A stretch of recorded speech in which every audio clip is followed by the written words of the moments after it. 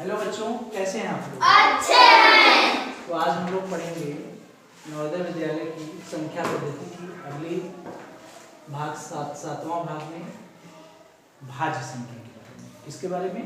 भाज्य संख्या। भाज्य संख्या के बारे में। तो इसमें दो चीज याद रखिए केवल। देखिए, सारी संख्याएं स्वयं से विभाज्य होती हैं। सारी संख्याएं कैसे विभाज्य होती हैं? स्वयं से। जैसे 6 खुद से विभाज्य है कि नहीं? 6 में 1 से भाग देंगे, 6 में 6 से भाग देंगे तो 6 इकाई 6। 7 में 7 से भाग देंगे, 7 इकाई 7। 8 में 8 से भाग देंगे, 8 इकाई 8। दोनों की संख्या खुद से विभाज्य है कि नहीं? हर संख्या खुद से भाग चला जाता है। और हर संख्या 1 से भी विभाजित होती है, नहीं होती है? 6 हो 1 से भाग चला जाएगा कि नहीं? 1 छक्का 6। 7 को 1 सत्ते चला जाता है। तो सारी संख्याओं में 1 से भाग चला जाता है और खुद का भाग चला जाता है, लेकिन एक और स्वयं के अलावा कम से कम एक और संख्या से भाग चला जाएगा। एक और संख्या, स्वयं और एक तो ही है, ये दोनों में तो सबसे भाग चला जाता है। खुद की संख्या का खुद में भाग चला जाता है, अभी लिखा है ना? 1 से भाग चला जाता है। तो इसके अलावा किसी और संख्या से भाग चला जाए, जैसे 6 है, 4 है, 4 में 1 से भाग चला जाएगा, 4 से भाग चला जाएगा। हम देखते हैं कि क्या इसके अलावा किसी और संख्या से विभाग चला जाएगा? 2 से चला जाएगा कि नहीं? 2 दूनी के 4। 6 में देखते हैं, 6 में 1 से भाग चला जाएगा, 6 से चला जाएगा। इसके अलावा किसी और संख्या से भाग चला जाएगा? 2 से। कैसे चला जाएगा? 2 3 6। 3 से भी भाग चला जाएगा, 3 दूनी 6। इसका मतलब हम ये जान गए कि कुछ संख्याएं ऐसी होती हैं जिसमें एक और स्वयं के अलावा कम से कम एक संख्या से अधिक चाहे जितने से हो जाए, लेकिन कम से कम एक और संख्या से भाग चला जाए, तो उसे हम क्या कहते हैं? भाज्य संख्या। क्या कहते हैं? जैसे 6, 4, 6, 9, 15, 18, इस तरह से और संख्या नहीं। कोई संख्या भाज्य है या नहीं है, इसका पता हम कैसे करेंगे? तो गुणनखंड वाली विधि अप्लाई करें। मान लीजिए 18 को हमको चेक करना है, मान लीजिए 18 को चेक करना है, तो हम क्या करेंगे? 18 में देखते हैं उसका गुणनखंड क्या क्या होता है। एक तो 1 से भाग चला जाएगा, 18 से भाग चला जाएगा। इसको छोड़कर हमको देखना है, तो देखते हैं भाग चला जाएगा कि नहीं। 2 से भाग चला जाएगा, 18 चला गया। 3 3 के 9, यानी इसमें 1 और 18 से तो जाएगा, साथ साथ 2 और 3, 2 संख्याएं नहीं है, इन दोनों से भाग चला जाएगा। इसका मतलब 18 भाज्य संख्या है कि अभाज्य संख्या है? भाज्य संख्या है। चीजें क्लियर है? इसी तरह से हम 15 का देख लेते हैं। 15 का देख लेंगे। 15 में कितने से भाग चला जाएगा? 3 से। 3 5 15, यानी 15 में 5 इकाई 5 है ना?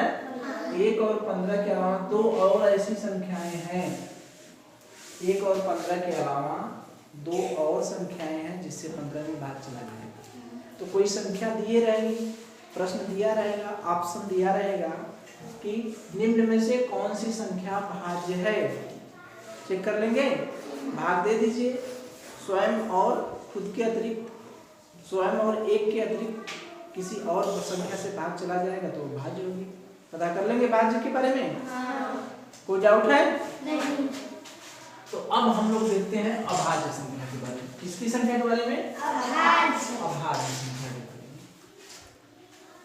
अगर हम 2 की बात करें, हम 2 की बात करें तो 2 में खुद का भाग चला जाता है, 2 इकाई 2, 2 में 1 का भाग चला जाता है, 1 दूनी। इसके अलावा क्या और ऐसी संख्या है जिससे भाग चला जाएगा 2 में? बोलिए। नहीं। हम 11 लेते हैं, 11 में 1 से भाग चला जाएगा, 11 में 11 से भाग चला जाएगा। इसके अलावा कोई संख्या है जिससे भाग चला जाएगा? 2 का अगर हम गुणनखंड करना चाहें तो 2 खुद के अलावा और कोई संख्या है? 2 से तो भाग चला गया, लेकिन 2 तो खुद है, लेकिन इसके अलावा क्या और कोई संख्या है? 1 है। तो 1 और खुद की संख्या को तो देखना ही नहीं, हमें स्वयं और 1 इसके अलावा क्या किसी संख्या से भाग चला जा रहा है? नहीं। पहले वाले में भाग चला जा रहा था। तो ऐसी संख्याएं जिनमें स्वयं और 1 के अतिरिक्त किसी अन्य संख्या से भाग नहीं जाता है, स्वयं और 1 के अतिरिक्त किसी अन्य संख्या से भाग नहीं जाता। उन सारी संख्याओं को हम क्या कहेंगे? अभाज्य संख्या। बातें क्लियर है? अभाज्य संख्या में खुद से और 1 से भाग जाएगा और किसी संख्या से भाग नहीं जाएगा। तो 1 से 100 तक का हम लिखे हैं, 1 से 100 तक का। इसके आगे भी होगी संख्या, इसके आगे भी संख्याएं होगी। तो 1 से लेके 100 तक टोटल कितनी अभाज्य संख्याएं हैं? 25। टोटल कितनी अभाज्य संख्याएं हैं? 25। कौन कौन? 2, 3, 5, 7, 11, 13, 17, 19, 23, 29, 31, 37, 43, 44, 45, 53, 59, 61, 67, 71, 73, 79, 82, 89। ठीक है, इतना चीजें आप लोग याद कर लीजिएगा। 1 से लेके 100 तक कितनी अभाज्य संख्याएं हैं? कितनी हैं? 25।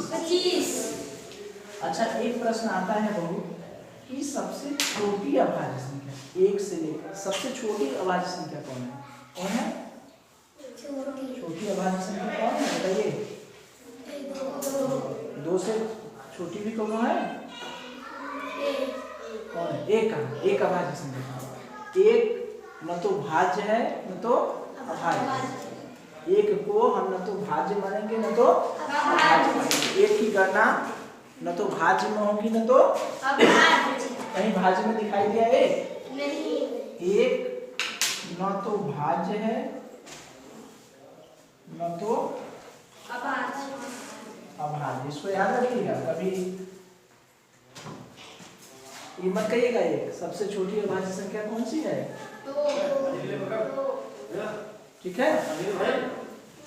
1 से लेके 100 तक सबसे बड़ी अभाज्य संख्या कौन सी है? 1 से लेके 100 तक 25। 1 से लेके 100 तक सबसे बड़ी अभाज्य संख्या कौन है? 97। कितनी है? 97। 1 से लेके 100 तक सबसे बड़ी अभाज्य संख्या कौन सी है? 97। इतनी बातें क्लियर है? हाँ। अगर अभाज्य संख्या पहचानना रहेगा तो देख लेंगे जिसमें स्वयं और 1 के अलावा भाज्य नहीं चाहिए। जैसे हम कहें कि 100 तक तो याद है, अगर हम कहें 101, 101, ये बताइए इसमें किसी संख्या से भाग जा रहा है? 2 से भाग दे के जाइए। 2 25 10 नहीं जाता है। 3 से भी नहीं जाएगा, 3 3 के 9 11। 101 भी क्या है? अभाज्य संख्या है। इसमें 101 से भाग जाएगा और 1 से भाग जाएगा। ठीक है? ठीक है ना? चलिए,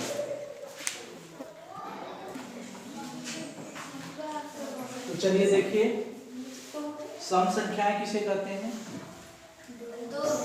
ऐसी संख्या जिसमें 2 से भाग चला जाए। 2 से भाग चला जाए। बहुत आसान तरीका है। अंत में जो भी संख्या रहेगी उसके अंत में या तो 2 रहे या तो 4 रहे या तो 6 रहे या तो 8 रहे या तो 10 करना है। 2 0 2 4 6 8। अगर किसी संख्या के अंत में, जैसे मान लीजिए हम लिख दे 448, इसके अंत में क्या है? भाज्य है कि नहीं? अरे सम है कि नहीं? 3 6 9 सम है? कहाँ? इसमें से कोई है? अंत में क्या है? 9। सम संख्या है? 1 6 3 सम संख्या है? क्योंकि इसके अंत में जो भी संख्या रहेगी उसके अंत में देखिए कि 2 है, 0 है, 2 है, 4 है, 6 है, 8 है, 1 2 3 4 5, ये पांचों संख्याएं, जो भी संख्या अगर हम करें 1 2 3 5 7 8, ये सम संख्या है कि नहीं? कैसे पता चला? क्योंकि अंत में क्या है? 8 सम संख्या है। 1 3 7 9 3 ये सम संख्या है? तो सम संख्या समझ गए? जिसमें 2 का भाग चला जाता है, पता कैसे चलेगा? कैसे पता चलेगा? अंत में देख लीजिए 2 0 रहे, 2 रहे, 4 रहे, 6, इन सभी पांचों में से कोई भी एक संख्या रहनी चाहिए। इतनी बात क्लियर है? कोई संख्या दी रहेगी उसमें से सम संख्या पहचान लेंगे। अब विषम संख्याओं को देखते हैं। विषम संख्या का मतलब ऐसी संख्या जिसमें 2 से भाग न जाए, लाइन में चली जाए, जिनमें 2 से भाग न जाए। जैसे 7 में 2 का भाग जाता है? नहीं। 6 जाता है।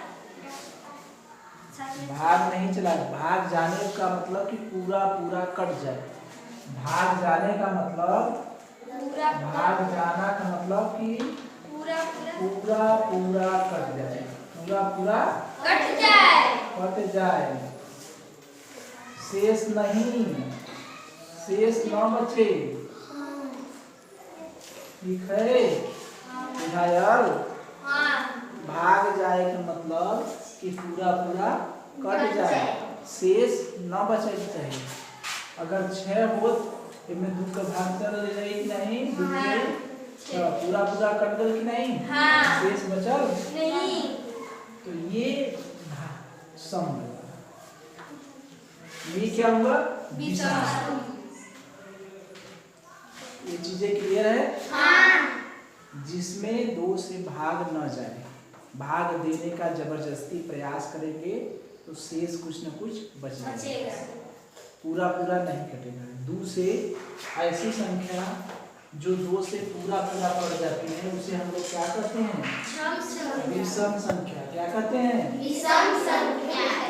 कोई डाउट है विषम संख्या के बारे में? नहीं। पहचान लेंगे विषम संख्या को? चलिए,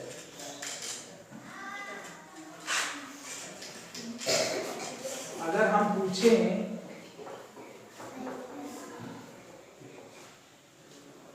इसमें कौन सी संख्या सम संख्या है? कौन सी संख्या सम संख्या? 18। पहचान लिए? चलिए, बहुत सही। तो ऐसे ही प्रश्न रहेगा। अब है पूर्ववर्ती संख्या। पूर्ववर्ती संख्या माने ठीक पहले। 8 है, 8 से ठीक पहले कौन है? 7। पूर्ववर्ती संख्या निकालने के लिए क्या करेंगे? घटा देंगे। पूर्ववर्ती संख्या निकालने के लिए क्या करेंगे? घटा देंगे। अनुवर्ती संख्या निकालने के लिए उत्तरवर्ती या अनुवर्ती निकालेंगे? जोड़ देंगे। अनुवर्ती संख्या निकालने के लिए जोड़ देंगे। 12 का अनुवर्ती संख्या क्या हो जाएगी? 13। बहुत आसान। मैं पूछूं कि 15 का पूर्ववर्ती बताइए, क्या बताएंगे? 15 का पूर्ववर्ती क्या होगा? 16। पूर्ववर्ती 14। पूर्ववर्ती माने पहले।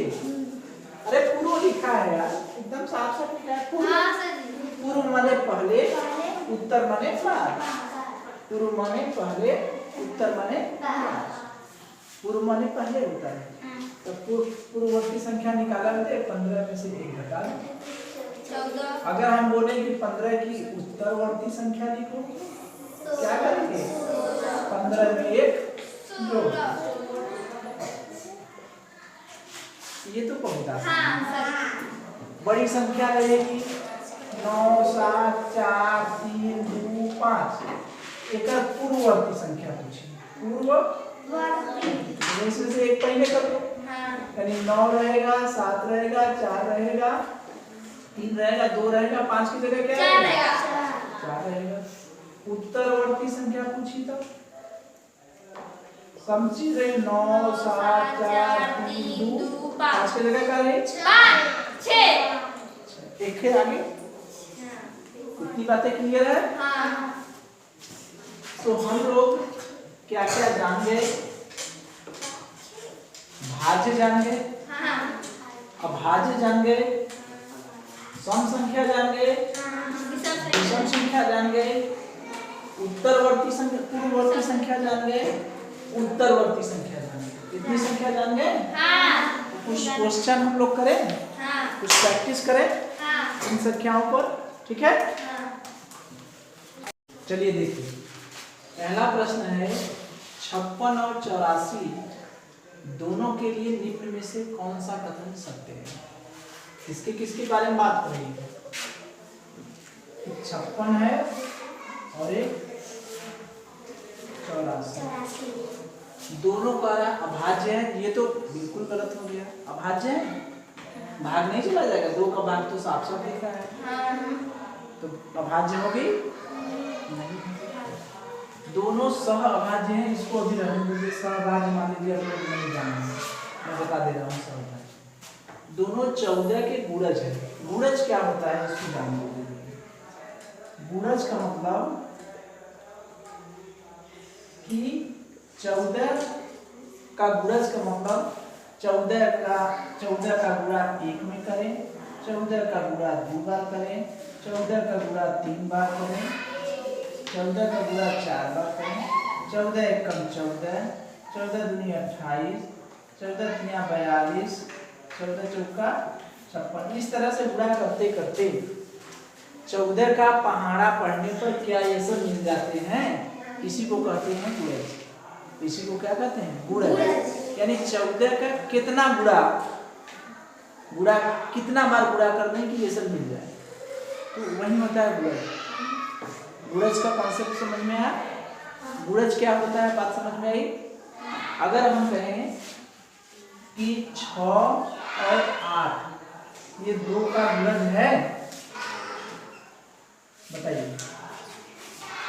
6 और 8 2 का गुणज है, 2 का पहाड़ा पढ़ने पर ये मिल जाएगा, तो कहेंगे कि हाँ। अगर मैं बोलूं ये है कि नहीं गुणज, 2 का पहाड़ा 3 बार पढ़ेंगे तो क्या होगा? 6 मिल जाएगा। 2 का पहाड़ा 4 बार पढ़ेंगे तो 8। तो ये इसका गुणज है। लेकिन अगर मैं कहूँ कि 3 और 8 2 का गुणज है, तो बोलेंगे नहीं। 2 में गुणा करने पर, किसी संख्या से गुणा करने पर 3 नहीं आएगा। 8 तो आ जाएगा 4 बार गुणा, लेकिन 3 नहीं आएगा। तो ये गुणज वाला चीज समझ में आया? गुणज वाली बात समझ में आ गई? चलिए, तो ये बताइए हमको कि इसमें कौन सा ऑप्शन सही होगा? तीसरा ऑप्शन सही होगा? सही होगा कि नहीं? 14 का 4 बार गुणा करेंगे, 14 चौका 56, 14 सत्ते 4 सत्ते 28, 14 छाक 84। 14 का पहाड़ा 6 बार पढ़ेंगे तो आ जाएगा कि नहीं 84? 14 छाक 84। तो ये ऑप्शन सही हुआ कि नहीं? दोनों विषम संख्याएं हैं, पर ये तो पहले ही गलत हो जाएगा। दोनों विषम संख्याएं हैं, ये भी गलत है। कैसे करेंगे हम? दोनों अभाज्य संख्या। अभाज्य तो बिल्कुल नहीं है। अभाज्य है नहीं। अरे साथ साथ दिख रहा है भैया, 2 से भाग चला जाएगा। दोनों विषम संख्या है, विषम तो है ये नहीं। विषम संख्याएं हैं? नहीं। विषम संख्याएं वो संख्याएं होती है जिसमें 2 से भाग नहीं जाता है, ठीक है। अभाज्य संख्याएं गुणनखंड हो ही जा रहा है, 56 का गुणनखंड करेंगे नहीं होगा? होगा ना, 2 गुणे कुछ करके होगा ना, तो ये दोनों तो अपने आप गलत हो जा रहा है। अब सब अभाज्य संख्या होती है, इसको देख लीजिए, सब अभाज्य संख्या क्या होती है? सब अभाज्य संख्या दोनों में कामन माने उभयनिष्ठ, हिंदी में लिख लीजिए